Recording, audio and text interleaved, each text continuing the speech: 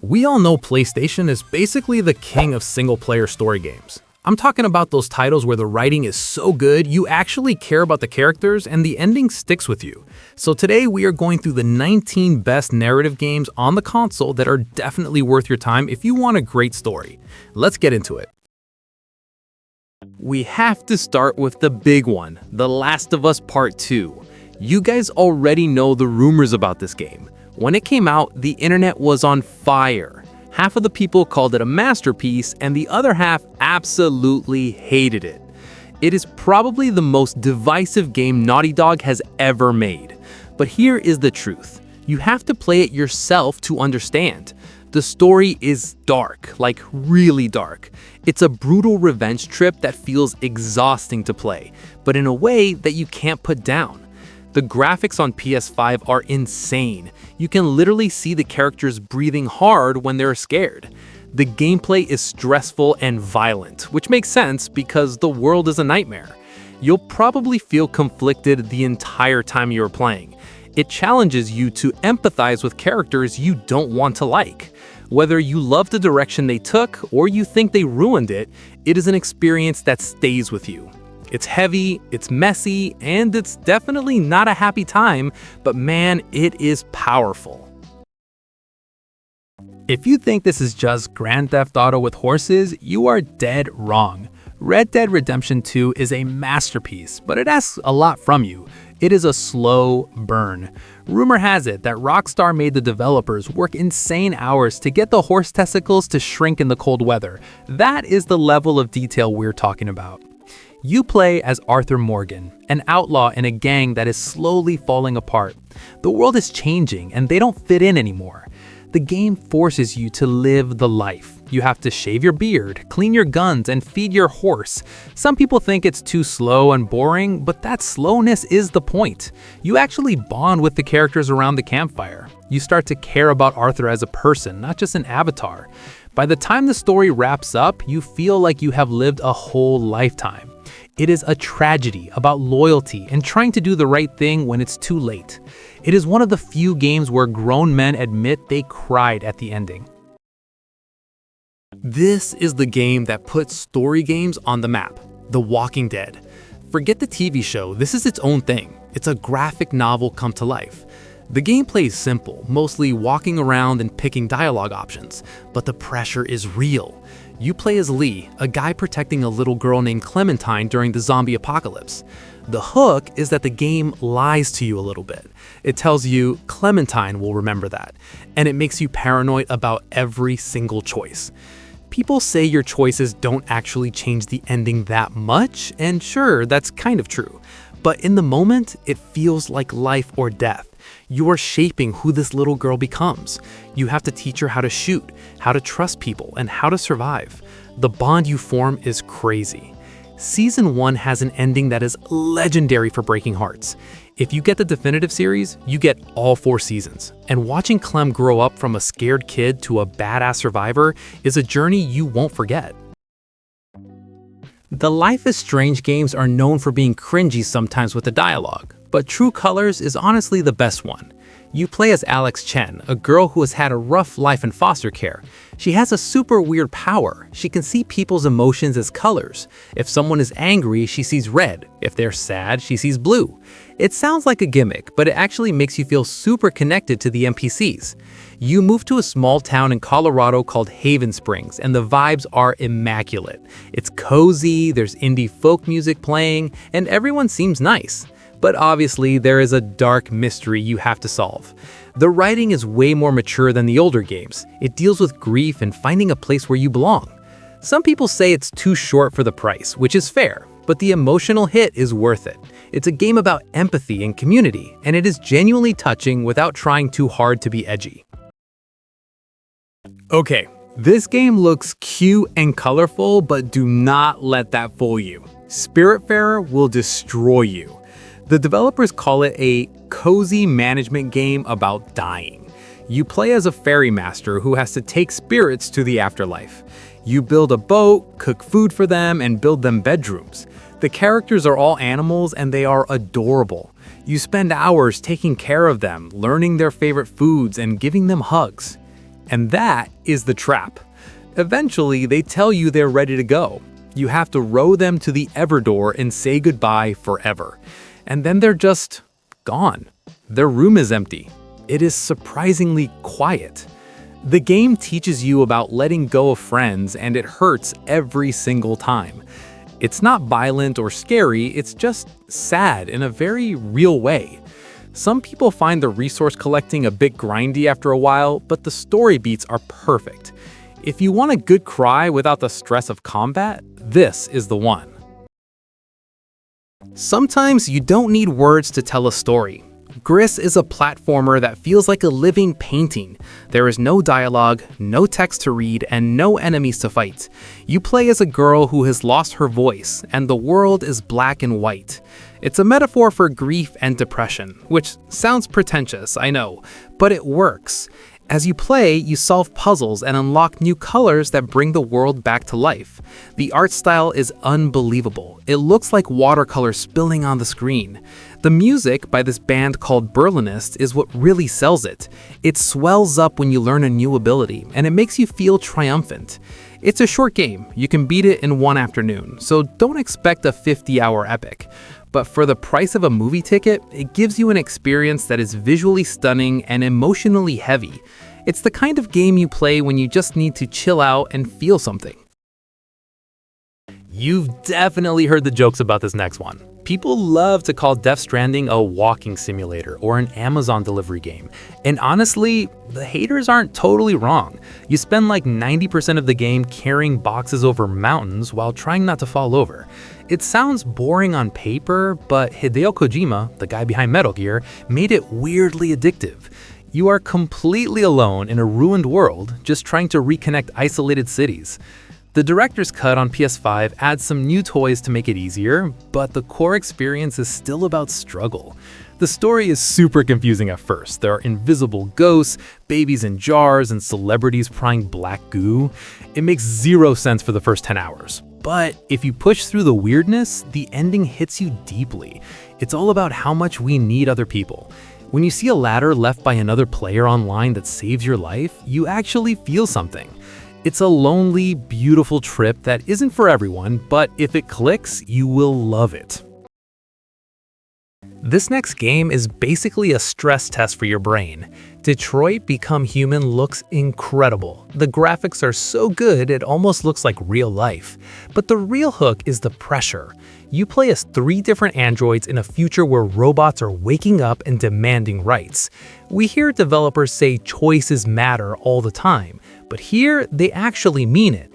You can mess up so bad that a main character dies permanently and the story just keeps going without them. That is terrifying. You act as a police detective hunting deviants, a caretaker protecting a little girl, and a rebel leader. The flowchart at the end of every chapter shows you how many paths you missed, which is super cool. Some people think the writing is a little cheesy or too in your face with the political messages, but when you're in the moment trying to make a split-second decision to save someone, your heart is gonna be racing. It's like directing your own movie. If you like that cinematic style, you might want to check out Beyond Two Souls. This was a huge deal back in the day because it starred real Hollywood actors like Elliot Page and Willem Dafoe. You play as Jodie, a girl who has a ghost entity named Aiden tethered to her soul. You play through her entire life, jumping back and forth between being a little kid and an adult. The rumors on this one are pretty mixed. A lot of gamers think the story is a mess because it jumps around in time so much, making it hard to follow. It's definitely more of an interactive movie than a gamey game. But the cool part is playing as the ghost. You can fly through walls, possess guards, and smash up rooms when Jodie's in trouble. Watching her grow up and deal with being treated like a freak is genuinely sad. It feels like binge watching a supernatural TV show where you control the action and the acting carries the emotional moments really well.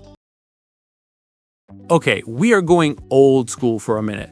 Heavy Rain is the game that basically started this whole sad interactive drama trend on PlayStation. You play as a father desperate to find his missing son who was taken by the origami killer. You have 4 days to find them, and just like Detroit, if you fail, the ending changes drastically. Look, we have to be real. This game is famous for the Jason meme, and the voice acting can be super goofy sometimes because the actors were French trying to do American accents. It hasn't aged perfectly, but the tension, it is still top tier. The game puts you in impossible situations. It asks you, how far will you go to save your kid? Will you cut off your own finger? Will you drive the wrong way on a highway? It is dark, it is depressing, and despite the plot holes, it keeps you guessing until the very end. This game is a legend, but maybe for the wrong reasons. The Last Guardian was in development hell for like 10 years. People thought it would never come out.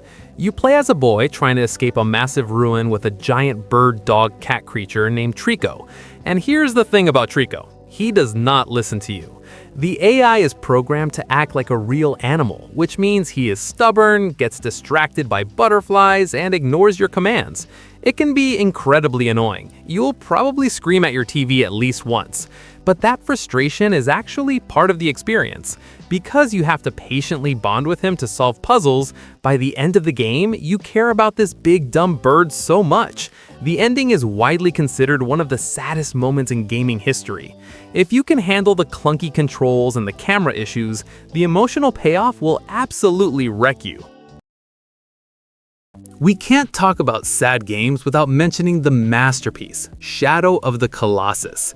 The concept is incredibly simple. You have a sword, a horse named Agro, and a sleeping girl you want to bring back to life. A voice tells you that if you kill 16 giant monsters, she will wake up. That's it. There are no towns, no shops, and no other people to talk to. It feels super lonely, and that is the point. The world is big, empty, and beautiful. Every time you find the Colossus, the music swells up and you feel like a hero. But then, as the monster falls and the sad music plays, you start to get this sinking feeling. You start wondering, wait, am I the bad guy here? The remake on PS4 looks stunning, but the controls can still feel a bit heavy. Agro drives like a tank sometimes, but the atmosphere is unmatched. It's a quiet tragedy that doesn't need dialogue to make you cry. If you look at a screenshot of this next one, you probably think it's just some niche high school anime game. But do not scroll past 13 Sentinels Aegis Rim. The rumors are true. This has one of the best sci-fi stories ever written in any medium, not just games. It is wild. You follow 13 different students and the story jumps around between the 1940s, the 1980s, and the distant future. There are giant mechs, time travel, clones, and talking cats. It sounds like a total mess, right? But somehow it all connects perfectly. The developers at Vanillaware must have had a crazy whiteboard to keep track of this plot. The art is hand-drawn and absolutely gorgeous. It looks like a moving painting. The gameplay is split between talking to people and the real-time strategy tower defense mode where you fight kaiju. Some people find the combat a bit basic or repetitive, but honestly, you are here for the mystery. Every time you think you know what is going on, the game pulls the rug out from under you. It is a brain-melting experience that wraps up with an incredibly emotional ending. On the surface, this looks like a cute, colorful platformer about funny animals. But Night in the Woods is actually a crushing look at mental health and the death of small-town America. You play as May, a cat who drops out of college and moves back into her parents' attic in a dying mining town called Possum Springs. There is no world-saving quest here. You just hang out with your friends, break stuff, eat pizza, and try to figure out why you feel so stuck. The writing is frighteningly real. The characters talk like actual people. They interrupt each other, they make awkward jokes, and they avoid talking about their feelings. It captures that specific anxiety of being in your 20s and feeling like a failure while everyone else seems to have it figured out. There is a spooky mystery element involving a ghost in the woods, but the real horror is just life. It deals with depression and dissociation in a way that hits way too close to home. If you have ever felt lost, this game will wreck you. This brings us to the ultimate walking simulator, Firewatch. You play as Henry, a guy who takes a job as a fire lookout in the Wyoming wilderness to escape a tragic situation with his wife back home. It is just you, a beautiful forest, and a walkie-talkie. Your only connection to the world is your boss, Delilah, on the other end of the radio. You never see her face, but the voice acting is so good that the relationship feels completely real. You spend the game hiking, spotting smoke, and slowly getting paranoid that someone is watching you. Now, we have to address the controversy, the ending. A lot of gamers were really mad when this came out because the ending feels a bit anticlimactic. It doesn't end with a massive explosion or a boss fight, but honestly, that is the point. It's a story about running away from your problems and realizing that you can't stay in the woods forever. It is lonely, beautiful, and leaves you with a bittersweet feeling that sticks with you for a long time. Most war games are about being a super soldier and shooting hundreds of bad guys. Valiant Hearts is different. It's a 2D puzzle game set during World War I that looks like a comic book. You play as 4 ordinary people, a French farmer, an American volunteer, a Belgian nurse, and a German soldier who are just trying to survive the trenches. Oh, and you have a dog companion named Walt who helps you solve puzzles. The game is made by Ubisoft, and they actually worked with historians to make it accurate. That means it doesn't shy away from how awful the war actually was. It's not about glory, it's about tragedy. You aren't killing people, you are healing them, cooking for them, or digging tunnels to escape. The puzzles are pretty easy, so you never really get stuck, but the story beats are devastating. Because it is based on real history, you know it isn't going to end happily for everyone. The ending narration is guaranteed to make you cry. It's a history lesson that breaks your heart. Before Joseph Fares made It Takes Two, he made this little gem, Brothers: A Tale of Two Sons. The hook here is the controller. You control 2 brothers at the same time. The big brother on the left stick, the little brother on the right stick. It feels super weird at first, kind of like trying to rub your stomach and pat your head at the same time, but that mechanic is actually the storytelling. The brothers are on a journey to find a cure for their dying father. There is no actual dialogue in the game. Everyone speaks a made-up gibberish language, so you understand everything through body language and the environment. It's a short game, maybe 3 hours long, but it packs a punch. Without spoiling the end, something happens that changes the way the controller literally feels in your hands. It connects the gameplay to the emotion in a way that no other game has ever done. It is a masterclass in show, don't tell. If you like the war theme but want something more artistic, look at 1111 Memories Retold. The first thing you notice is the graphics. It looks like a living impressionist oil painting. It's blurry and colorful and messy, which gives it a really dreamlike vibe. Just like Valiant Hearts, it's set in World War I, but it focuses on 2 characters on opposite sides, a Canadian photographer voiced by Elijah Wood and a German engineer. The game is all about empathy. It shows you that the bad guys are just people who want to go home to their families too. You play through their stories separately until their paths cross. The gameplay can be a little clunky. Sometimes it's hard to see where to go because of the art style, but the voice acting carries it. It forces you to make some really tough choices at the end. It's a quiet, sad game about how war destroys normal people, and the unique art style makes it feel like you are playing through a lost memory. We have a game where the monsters are literal metaphors, Sea of Solitude. You play as Kay, a young girl who is so lonely and depressed that she has physically turned into a black furry monster. You explore a beautiful flooded city by boat, trying to figure out what happened to you. The water rises and falls based on your emotional state. The monsters you fight aren't random aliens. They represent the people in Kay's life and their traumas, like a little brother being bullied or parents in a toxic marriage. The writing is very blunt. It doesn't hide the message at all. It screams at you about self-loathing and mental health. Some people think the dialogue is a bit too on the nose and lacks subtlety, but for others, it hits incredibly hard because it feels so raw. It's a game about facing your inner demons, quite literally. It's visually striking and emotionally exhausting, but in a way that feels healing by the end. So there you have it, guys. 19 games that prove you don't need a movie theater to have a good cry. These stories stick with you way longer than any high score or kill streak. But I want to know, which game on this list actually broke you? Was it the horse scene in Red Dead, or was it the ending of Walking Dead? Let me know in the comments below. If you enjoyed the list, drop a like, it really helps the channel out, and subscribe for more content. I'm gonna go find some tissues. Catch you in the next one. Peace.